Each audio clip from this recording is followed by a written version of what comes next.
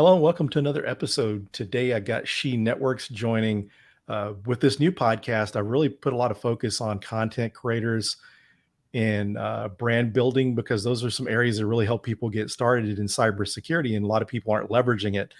Uh, Shenetworks is not one of these cases, but there are some people that totally built their career out of content creation. They really didn't have a career in the industry, whether it's IT or security. They created videos trying to learn how to do it or trying to help educate others on their path.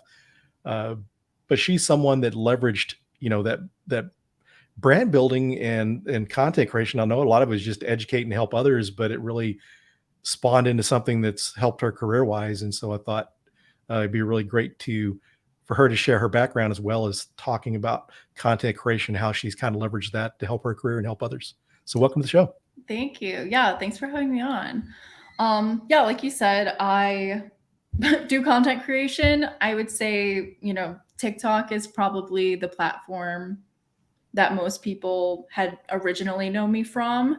I started making like technical related TikToks back in 2020 during lockdown. And it was literally because everybody was on TikTok and bored, right? Because we're all trapped in the house.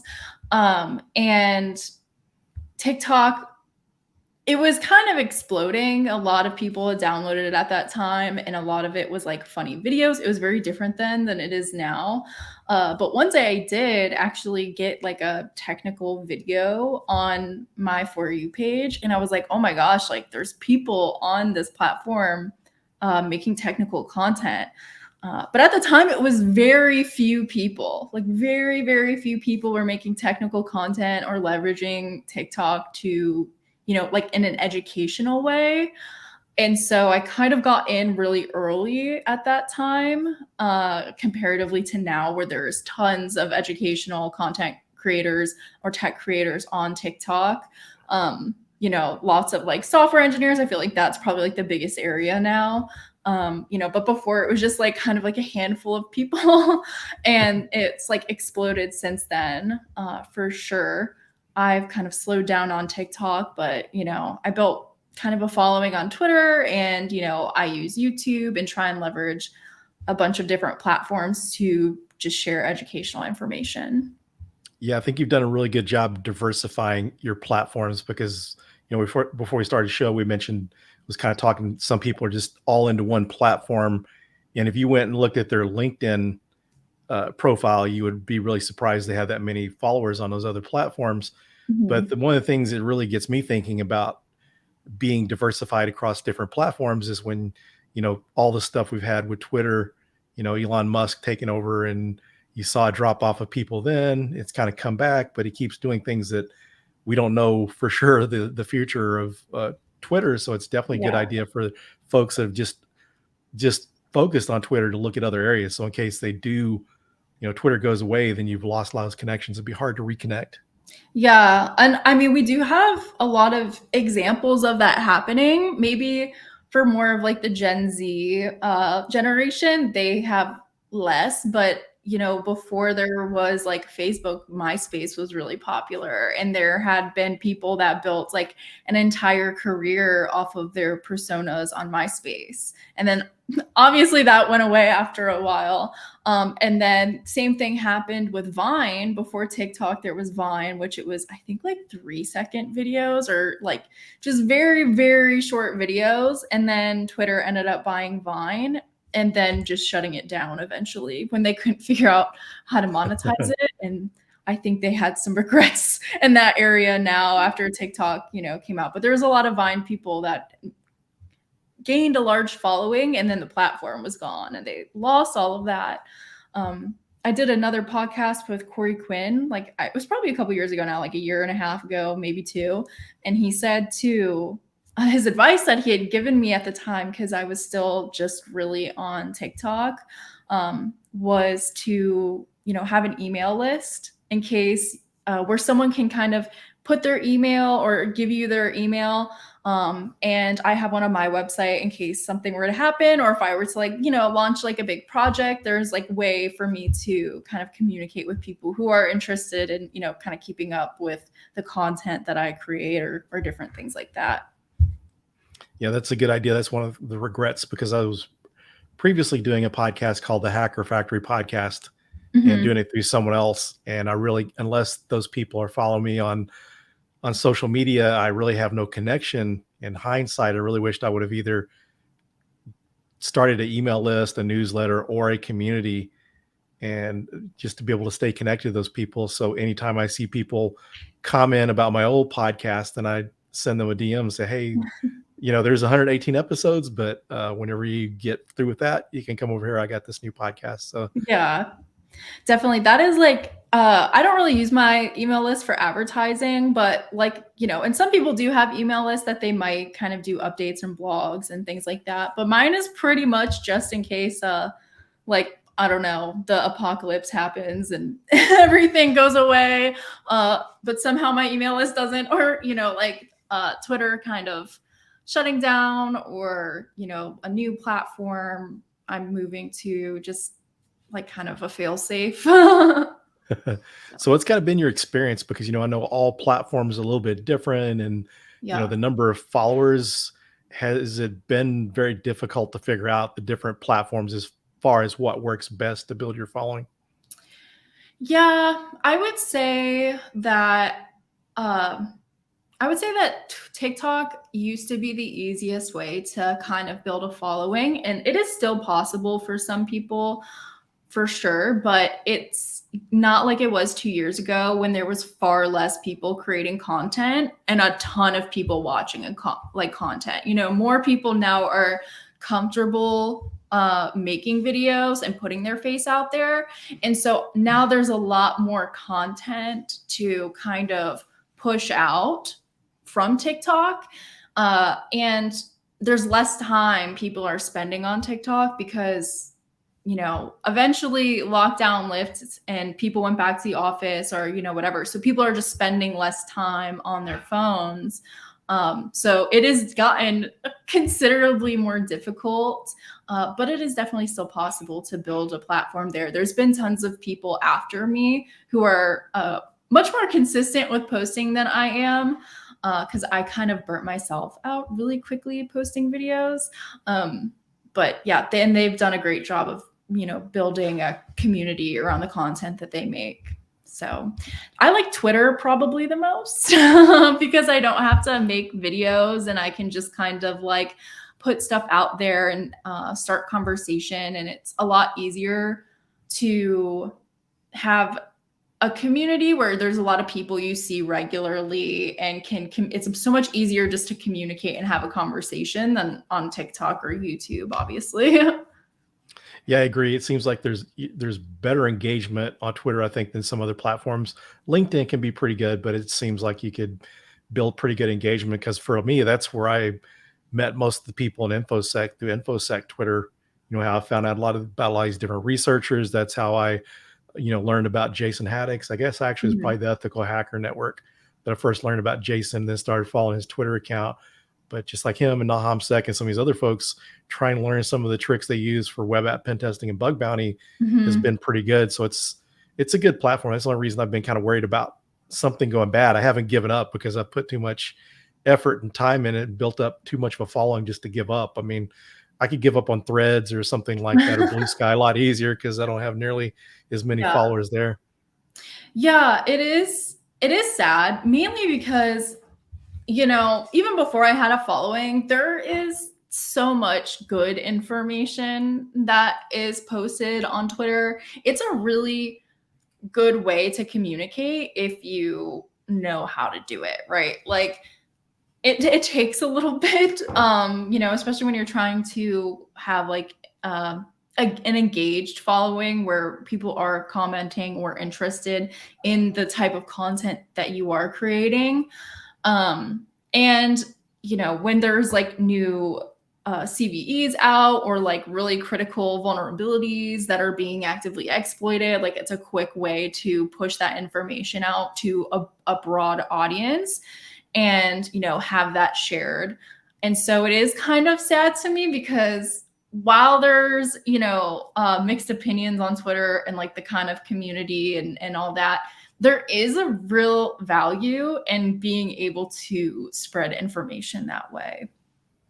Yeah, and it's pretty interesting too when you look at Twitter. You look at most newscasts around the country and different sportscasts on television. They'll always share like a Twitter account. Even the Mhm. government uses it to communicate. So it'd be kind of sad to lose that, but hopefully won't. So what do you think Yeah. about the new branding or the new name of Yeah, Twitter? I honestly, my app just updated, so people were on, like, the X app, I don't know, for, kind of probably, like, a week before mine updated, and I I think it was a horrible move and Yeah. as far as, like, marketing goes because, like, tweeting is iconic, right? Like, everybody Mhm. knows what that is, and brands work really hard to have that kind of brand recognition. Think of, like, Kleenex or, like, Q-tip or like, those are brands that no matter what, Mhm. like, people will refer to all, like, tissue. It's like, "Oh, it's a Kleenex." Um, and that is, like, valuable. It's very valuable when it comes to marketing, and I just don't see the appeal of the rebrand. I guess, we'll see if there's a larger vision, a bigger plan, but, I'm probably not gonna stop calling it to Twitter. That's gonna be Yeah. too hard to break, like, it's been Twitter since I don't even know what, like, 2008 is Yeah. Something like that. probably when everyone really started getting on there or hearing about it, so Yeah, it's kind of interesting. I could see if brand wise, if they wanted the overall company kind of like you know, Facebook, they started Meta and all of their social yeah, media platforms under Meta. I can kind of understand that. But when you take a main brand, that's like if you're the Lamborghini manufacturers and all of a sudden you want to call it something else. yeah, Although Twitter's legacy is not nearly as long, but when you take something was already working well and you try to change it, and only thing I can think is this dude just kind of lives off the shock factor of people just surprised with what he does, the drama he generates, and I guess he yeah, thinks if he renames it, it's going to gain a lot more. yeah, it keeps them in the headlines, right? So that is one component where you're like, "Oh, like, all of this chaos is happening on Twitter," and so it is gonna drive traffic to Twitter. That is for sure. Kind of like during the time, during the presidential elections that there's so much, traffic, driven to Twitter, mainly because of headlines and news outlets and all that. So it is a way to bring people to your platform, but it ends up like kind of building this toxic community because people aren't going there to like interact with people they really like, right? Or like learn information or, follow people. They're there for like the drama. And I Mhm. feel like that can kind of make it a lot more of like a toxic environment. Um, and it's short lived. Like, I feel like you can only do this like headline marketing for so long before people are like, okay, I'm bored, like whatever, Yeah, and they get distracted with something else. It's not sustainable. it was crazy to see the initial drop of followers or people that are using Twitter because I used to use an unfollow app, and that kind of I was able to gauge it. Am I doing too many follow Fridays that people are tired of their timelines getting blown up and they're unfollowing me for that? So I would just track follows and unfollows. And I noticed at one point I lost like several hundred followers. And I said, wow, did I do something to make people unfollow me? Went back and looked, couldn't find it. And then come to find out what happened was these were just accounts, people delete their accounts. And that's why it Yeah. dropped like that. It was weird. That happened to me too, where I lost like, I don't know, maybe like 5, 6, 700 followers in that period, kind of like right after the takeover. And then for a while, it was very stagnant. Like it just kind of plateaued there. And then I would say after a couple months, it just started like increasing again out of nowhere. So I did notice that personally for me, it really picked back up again, even Mhm. though at the time, I don't think I was really like posting anything particularly like eye catching or, follow worthy at that point. Yeah, I kinda noticed that too. All of a sudden, people started coming back, and the uptick and increase of followers are a little bit faster than what it was before, so that's good to see. So with your social media stuff, I know with your TikTok videos, you would plan stuff out. So what about your like your tweets and stuff? Do you plan those out, or is it just something you come across that day?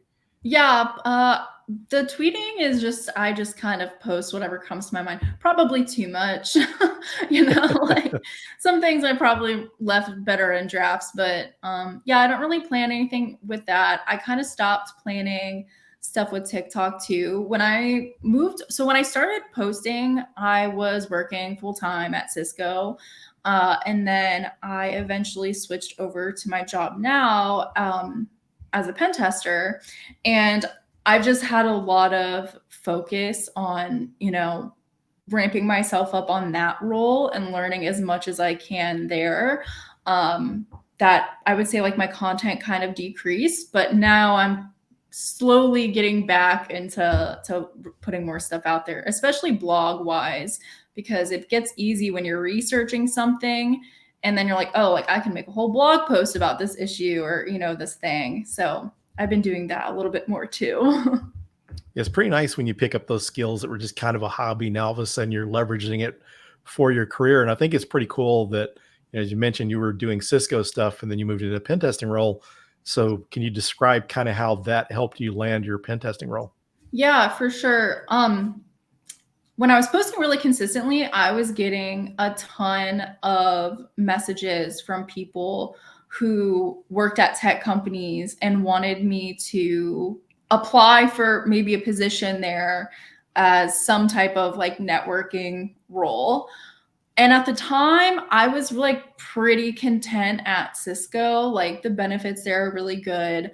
I had been there a while, so like I like you just know everything, and it's a lot of work to transition into a new place, a new network. Like it's networking for me, like going to a brand new network is just like like there's literally so much like technical debt, and there's a lot to be learned.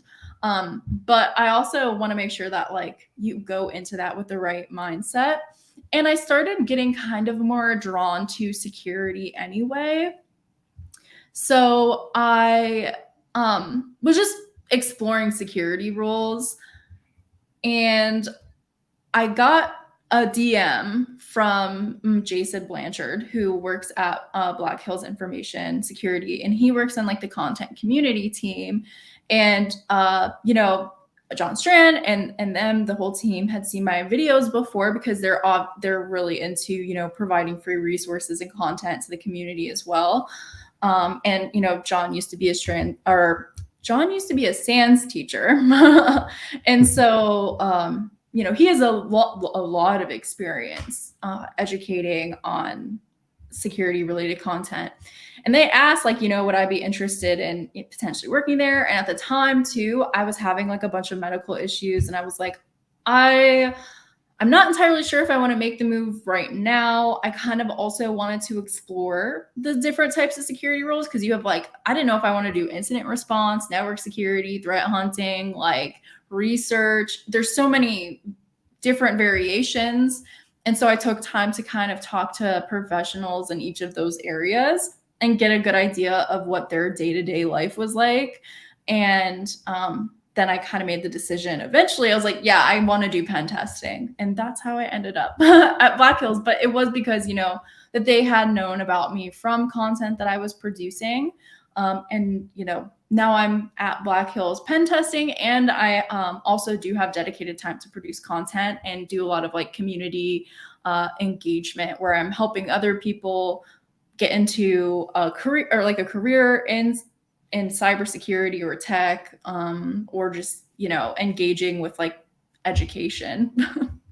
Yeah, just kind of a note for the listeners. One of the advantages to what she was doing is it was technical content. Some people put the funny videos and stuff on Instagram. It's really got nothing to do with just entertainment, but anyone that would see you knew something about network. They were seeing you learning hacking skills from learning pen testing. I remember some of the videos you did on some of the Hack 5 stuff. So it's technical content. So in a sense, these are almost like technical interviews whenever you're kind of showing your level of technical competency, and people can see how you can learn this. And smart for those that see the opportunity that what the content provides. I mean, this is, this type of marketing is some of the least expensive marketing compared to paying for ads, to be able to create this content. Yeah, I agree. And I will say that being able to convey a technical topic to a broader audience is very, very highly sought after, right? Because in a lot of technical roles, you will be interfacing with different teams or coworkers or clients that don't have the level of technical skill that you do, right? In that situation, like you're the expert, but you still also need to be able to convey, what's going on, the problem or the situation to somebody. And the more clear and concisely you can do that, the better, for sure. And since you've been helping many people try to get started in cybersecurity, so what would you Mhm. recommend for someone that's wanting to get into cybersecurity or pen testing? What would you recommend as far as the educational route to go and how to acquire the skills they need for that type of role? Yeah. I recently posted a blog kind of dissecting what I would do again if I had to like write myself a guide on how to rebuild my career. Like if I had to go back in time and the only thing I can give to myself is like this guide, basically what I would do today if I had to start over right now. And because 10 years ago, it's different. It was different getting a technical job 10 years, even 20, 15 years ago. A lot of people were like, oh, well, I was doing finance at this company. And then then they started adding computers and I became like the pseudo computer person. And then they eventually, switched just fully technical as things kind of grew. That was like a very common way people got into tech, was just being close to it. And then they became the expert. And now it feels like there's so many barriers into tech. It's like you look at these job descriptions, and even when you filter entry level technical roles on LinkedIn, and this is controversial, but even like for me, I'm like entry level, I feel like implies that that person is just starting. Like they're going to have minimal knowledge. And then some people argue it's like entry level to that company, whatever. But entry level is like the lowest kind Yeah. of bar that you can get when it comes to filtering these applications. And even those, you see like, oh, we need you to have like 3 to 5 years of experience or a 4-year degree. And 4 years is a long time to be working towards a specific job, right? And so Mhm. it doesn't always feel, and it can be expensive. So it doesn't always feel accessible to a lot of people. And luckily with tech, there are other ways to do that. A lot of it is networking. A lot of it is self training and pushing out content, talking about what you're learning about, and showing off your knowledge through blog posts. Even if that topic's been written about 100 times, it'll be written about 100 more. Like, so you might as well throw your hat in there and write about it too, and your take on it. And then just kind of getting your name out there, interacting with people that are in the industry, going to like the DEF CON groups or, Dallas Hackers, going to conferences if you can, joining Discords, and just, being consistent with it. And if you work on it like an hour every day, that adds up to a lot of time over 1 year, right? So Mhm. don't feel bad if you can only dedicate 30 minutes or an hour a day to this or something, or a couple hours a week, because it compounds over time. It's a very good point. That's just like working out or anything else. Yeah. You start out with nothing, but you keep going. As long as you're consistent, keep it up, you're going to be, at a Yeah. successful level at some point. That's great advice. And if you would like, we can share that blog post in the show notes, so that way people can get a little Yeah. more detail on what you kind of planned out there. So we're getting down towards the end of the episode. Is there anything you'd like to share before we close it out? No, I mean, thanks for having me on. I love kind of talking about my journey because I'm really passionate about also helping people get into a technical role. I think there's like enough room for all of us, right? Yeah. Yeah. And I think that's going to increase. Everyone's kind of like, oh, like chat GPT is going to replace your job.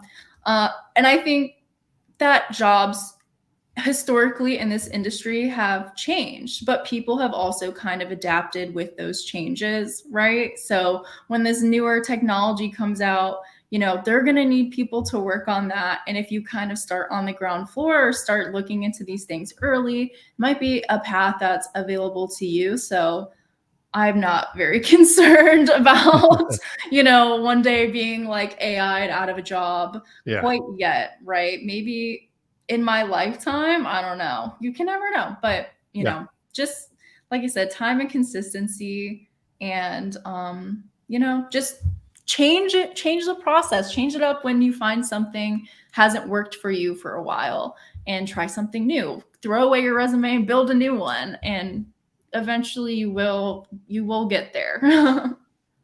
Great advice. Yeah. So thanks for joining. It was an honor to have you on the show. Thank you. Yes. Thanks everyone, and we'll see you on the next episode.